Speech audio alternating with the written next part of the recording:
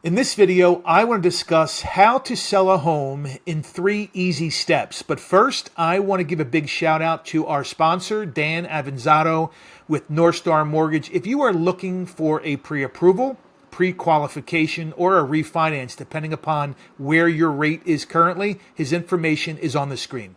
So I have been getting asked a few times this past week, how do I sell my home ASAP?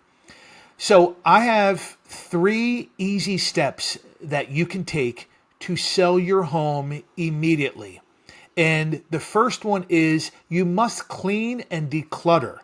It's going to show way better online if you are opening up your property to buyers. The first impression and the only impression is going to be online. So it has to be showcase ready. So if you need to declutter, clean up, that's what you need to do. Number 2 is if you have small repairs, have them done. Have a contractor come over, or better yet, contact me and we can have our home inspector come by and do a pre-sale home inspection. If there are any issues on that pre-sale home inspection, we have them addressed by a handyman.